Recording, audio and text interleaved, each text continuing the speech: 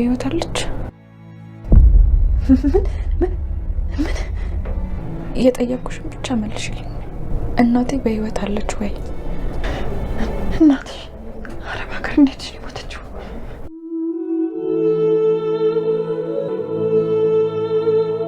እባክሽን አትዋሽኝ።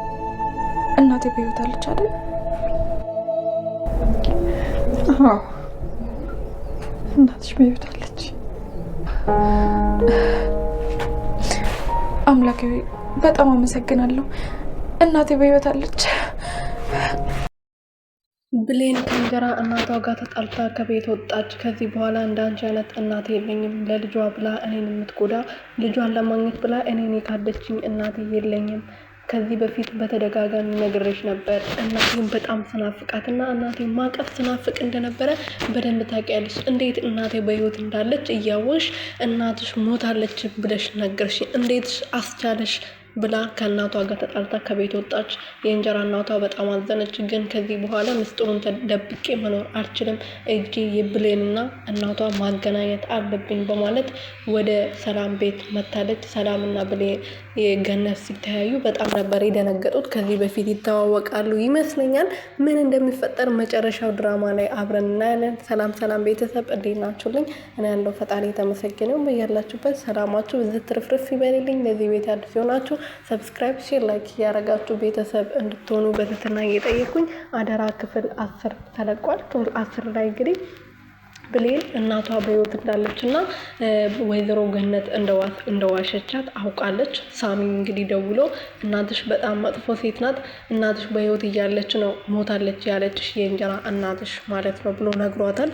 እና እሱን አላመነችም ነበር። ስልኩ ዘግታ እናቴ በህይወት አለች ወይስ የለችም ብላ ነበር የጠየቀችው። አለች፣ ግን እኔ ዋሽቼሻለሁ ልጄን ለማግኘት ብዬ አንቺን ክጄሻለሁ፣ ግን ነገሩ ሰዓቱ ሲደርስ ሁሉም ነገር እነግርሻለሁ ብላ ነበር ማጽናት የነበረው። እኔ እንዳንቺ አይነት መጥፎ ሴት የለኝም፣ አንቺ እንዴት እንደዚህ ጨከሽ? እንዴት በልጅሽ ትጨክኛለሽ? እኔ ስንት ዓመታት ብሎ እናትሽ ስጠብቃትና ስናፍቃት እንደነበረ እያወሽ እንዴት ዋሸሽኝ? በማለት በጣም ተናዳ ከእናቷ ጋር ተጣልታ ከቤት ወጥታ ነበረና ቤተክርስቲያን ቁጭ ብላ አባቴ ምን አረኩ? ለምንድን ነው ይህ ሁሉ ነገር እየደረሰብኝ ያለው? በዚህ እድሜስ ምን አጥፍቼ ነው? በማለት ፈጣሪዋ ስትማጸን ነበረና ዳግም ደውሎ እንግዲህ ምን ሆነሻል ነይ ወደ ቤት ብሏት ነበረ። ከወይዘሮ ሰላም ጋር ተጣልታ ነበር ከቤት የወጣችው በፍላሹ አማካኝነት። ከዛ በኋላ እኔ ወደዛ ቤት መመለስ አልችልም፣ ሰላም አባራኛለች፣ ከሷ ጋር ተጣልቼ ነው የወጣሁት እና አሁን እዛ መምጣት አልችልም ብላ ነበር ስልኩን የዘጋችው።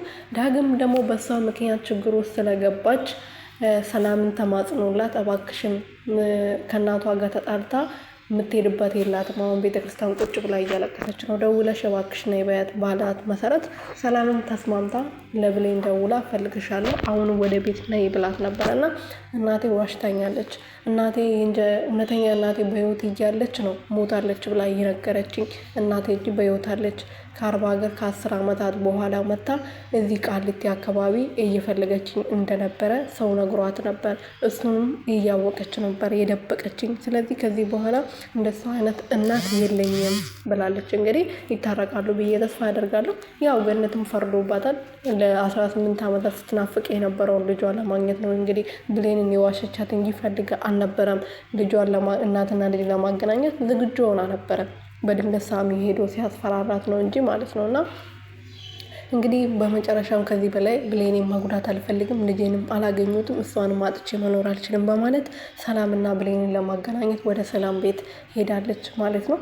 ቃል በጣም ነበር የደነገጠችው። እንደዚሁም ዳግም እዛ ስለነበረ ከዳግም ጋር ይገናኛሉ ብዬ ተስፋ አደርጋለሁ።